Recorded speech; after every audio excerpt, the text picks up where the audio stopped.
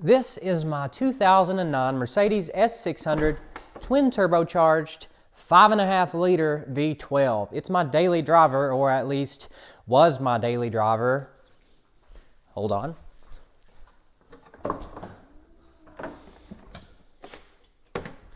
Because of this. Anytime it gets up to optimal temperature, it decides to barf blue goo all over the nice clean pavement and embarrass me. Basically, one of the coolant lines has kind of give in over time. It's, 11 years old and things are going to break, especially on a vehicle like this with 11 million parts. One of the coolant lines is gone. I assume more than one of them is gone. And I'm going to take it over to my mechanic today and have him rebuild the entire cooling system. I've had both of the primary, the secondary radiator ordered, and all of the lines that lead up to the cooling system have been ordered. I'll get into that in a second. They're going to be replaced, and hopefully that will remedy my entire situation and make this my daily driver again. So today I'm going to dive into this car just a little bit, give you a slight review, and tell you some things that I like and some things that I don't like. Why you should buy this car, because it's such a bargain. It's depreciated heavily over the course of 11 years. And maybe why you shouldn't get into a vehicle like this because of not deferring your maintenance, trying to keep on top of your maintenance. That is very costly. So we'll dive into that here in just a moment. So let's pop the hood on this thing and see what makes it tick and kind of show you what we're going to be replacing. I'm not going to be replacing it because I am an idiot.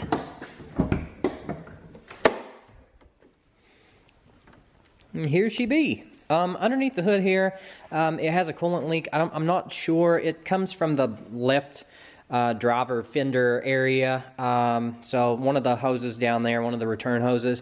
But since you have to take the entire front bumper of this car off, and probably both of the radiators, the main radiators, it makes sense to just go ahead and replace all of the coolant lines running to the engine. That way I won't have to do this again. So let's take a look on the interior of this thing. I've had it for 2 years, put roughly 30,000 miles on it. It's got 140,000 miles on the clock now. Fourth owner. The interior is just immaculate. For it to have 4 owners, technically 3 because the second and third owners were husband and wife. The interior, the leather has no tears. The veneer on the wood has really no cracks on it whatsoever. Everything just works. And that's not typical on a Mercedes that's 11 years old with 140,000 miles. The only real issue that this car would give me was it would blow out hot air on a nice hot summer day. That's not what you want, obviously. So took it to the dealership and they put a new damper in the footwell here.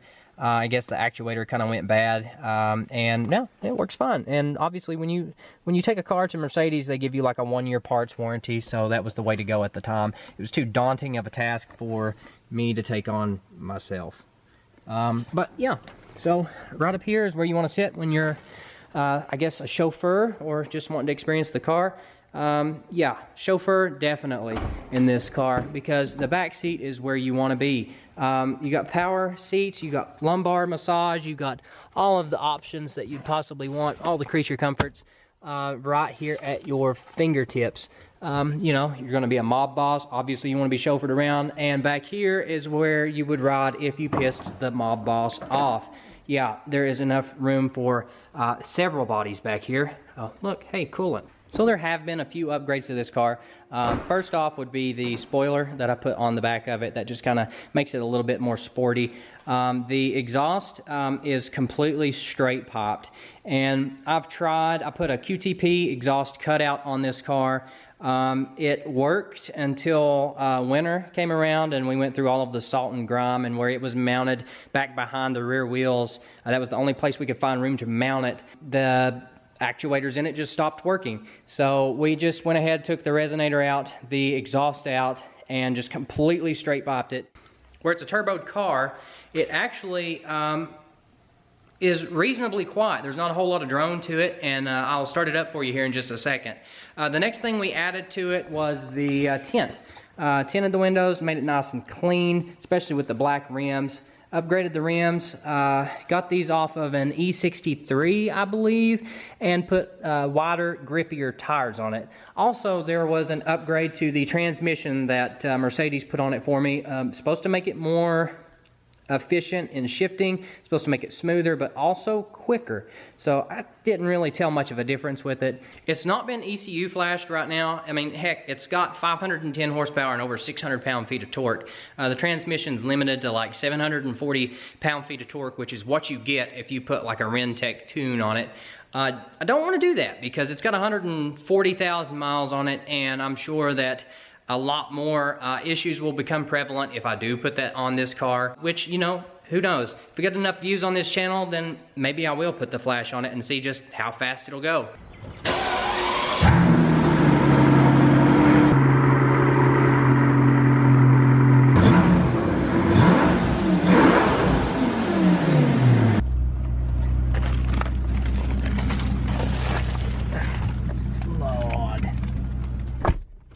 As you can notice, like, even when I'm just cruising through town, 35, 40 mile an hour, like, it's really not that droney. It's not that loud, it's not that annoying, but when you kick it down, that's when you can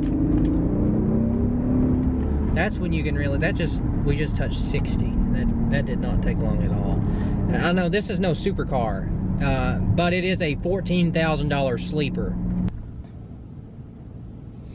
There is one on and off issue about this car, and that would be the center command controls here.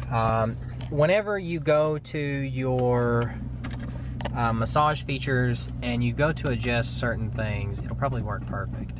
Yeah, it's working perfect right now. Yeah, see how it doesn't want to work? There we go. Keeps going back to 2. If you push your memory seat settings, you can get around that, and then it will start to work. See? Now, a lot of people will take this loose, they'll pop these little pieces off and get in behind here and wiggle the fiber optic cables and stuff to get it to start working again, but that's a lot simpler solution for me, is just to mess around with your memory seat settings, your memory settings. If you've got them already set, just kind of go through them, and that kind of makes it work. I don't know, it's just like a glitch in the system with the fiber optics. Another reason why I'm fixing this car instead of just kind of like patching it up is because Tyler Hoover, another YouTuber on here, way more famous than I, had one of these S600s. I believe his was a 2007, and he told the story about how the previous owner had basically just JB welded the radiator, and that basically tanked the entire engine. That's why I'm going all in, replacing all of the components that I can, because I don't want this engine, new from Mercedes, is like $60,000. I'm sure I can get a used one like Hoovy did for like less than 10 grand, but still, I want all the original main components on this engine, transmission, all of that stuff to be what came with it. So I'm gonna try and salvage that by putting all new cooling components on it. So thank you, Tyler.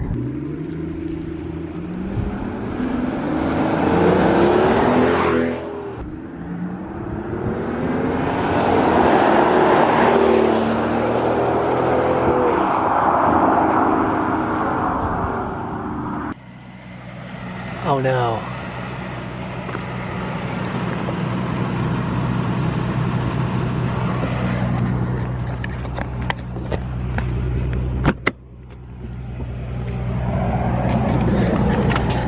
I've got to get back. And quick. This review's probably not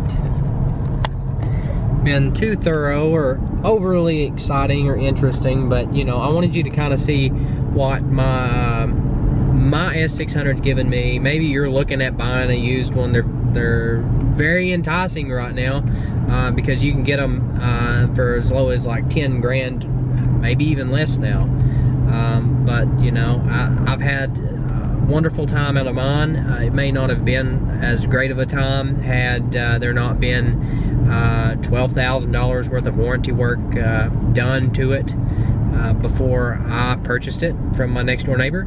So make sure you go through all of the maintenance records and stuff if you're getting a vehicle like this, because they're teched out. They've got so many features and stuff, and so many little trinkets and features that can break and either leave you stranded, like I was hoping this wouldn't, and it hasn't, and we're arriving. Hopefully my future videos will be better. It's going to be a learning process, but anyway, peace out, be safe, and we'll see you soon.